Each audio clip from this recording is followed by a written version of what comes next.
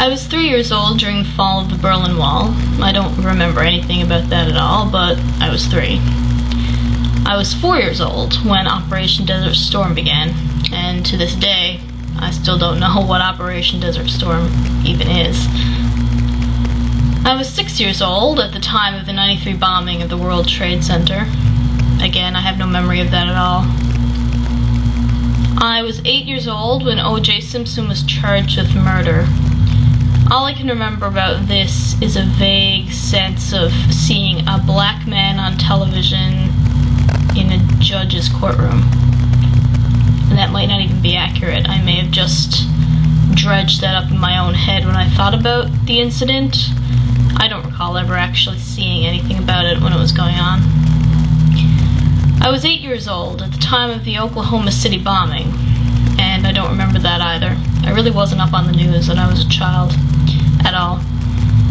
The only thing I really know about that incident is Garth Brooks' song, The Change, which I love, by the way. It's beautiful, but that's the only connection I have to that incident at all. I was 11 years old when Princess Diana was killed in a car crash. Finally, we're getting to incidences I actually do remember. Sorry. I remember watching the funeral on television in my friend's basement. And I didn't really know much about Princess Diana. I just knew that my best friend, whose house I watched the funeral at, and her family were all very deeply affected by the death, and I couldn't really understand it because I didn't know much about Princess Diana, who she was, anything like that, but I recognized the seriousness of the incident, and I had a respect for it. I knew it must be a big deal since the funeral was being televised all over the world. So, I was 13 years old on the first day of Y2K.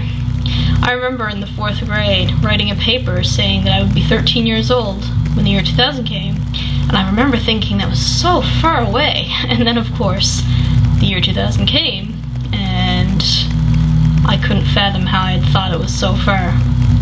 And, of course, the Y2K bug.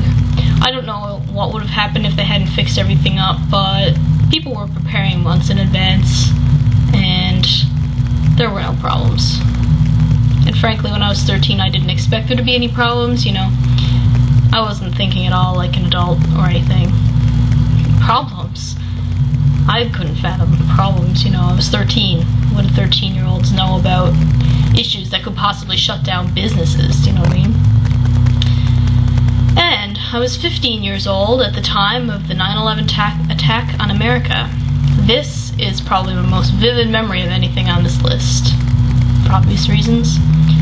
I was in school when this was announced, as were most people, I guess, who were my age, and I'm not sure whether the announcement came on when I was in a class with my social studies teacher or with my French teacher, but I do remember that our French teacher let us go to the library to watch the footage, and we all sat there quietly watching TV in awe as again and again they showed this footage of planes crashing into tall buildings.